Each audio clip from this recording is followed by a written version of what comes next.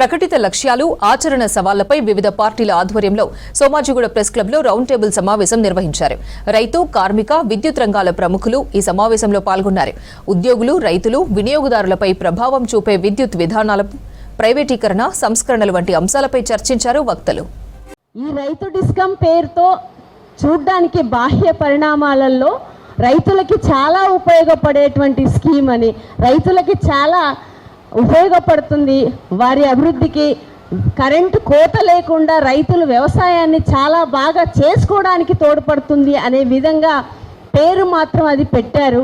కానీ జీవో 44లో చేర్చిన వాళ్ళన్నిటినీ చూస్తే అందరికీ ప్రజలకు ఇచ్చేటువంటి విద్యుత్ సబ్సిడీలను కూడా, అన్ని రకాల సబ్సిడీలను కూడా ఎత్తివేసి ప్రజలని ధరలు పెంచి ప్రజల నుంచి ట్యాక్స్ల రూపంలో అన్ని రూపంలో వసూలు చేసేటువంటి లక్ష్యం వైపే ప్రభుత్వాలు ఈరోజు ఉన్నాయి. కానీ రైతు డిస్కమ్ అనేది బహుశా దేశంలోనే ఎక్కడ లేదనుకుంటా, ఇక్కడే అది ఏర్పాటు చేస్తున్నారు. అంటే ఇక్కడే ఏర్పాటు చేయడంలో ఉన్న మతలబుని కూడా మనం విమర్శనాత్మకంగా చూడకపోతే ప్రజలకు కూడా నష్టం చేసిన వాళ్ళం అవుతాం, రైతులకు కూడా నష్టం చేసిన వాళ్ళం అవుతాం అనేది నేను అభిప్రాయపడుతున్నా. ఈ కరెంటు అంటే కేంద్ర ప్రభుత్వం తీసుకొస్తున్న 2003 నుంచి ప్రారంభమైన ఈ విద్యుత్ సంస్కరణల చట్టం 2019 కావచ్చు, ఆ రైతు చట్టాలతోనే ఆగిపోయింది. అది ఉద్యమంతో తర్వాత 2022, 2023, 25, 26లో ఒక విద్యుత్ చట్టాన్ని తీసుకొచ్చింది.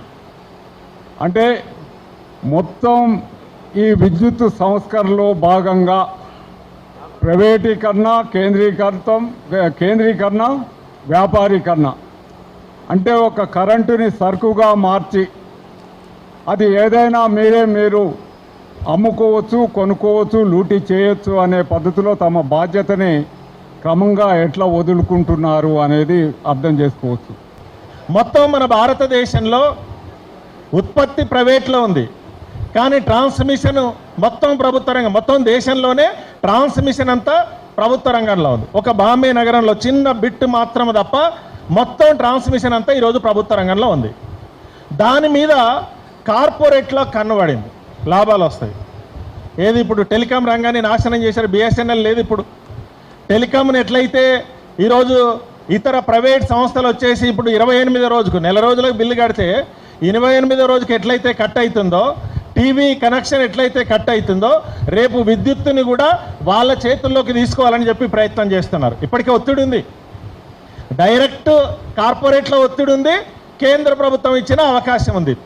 ఈ రెండింటిని కలిపి మొత్తం విద్యుత్తునే మన దగ్గర లేకుండా చేయడానికి ప్రయత్నం చేస్తున్నాం. మా కృషి పరంగా, మా ప్రయత్న ఫలంగా కన్జ్యూమర్స్ ఇచ్చే అటెండ్ కానీ, ట్రాన్స్ఫర్ ఫెయిల్యూర్ కానీ, లైన్ బ్రేక్ డౌన్స్ కానీ కొంత మేరకు మేము రెక్టిఫై చేస్తూ ఉన్నాం.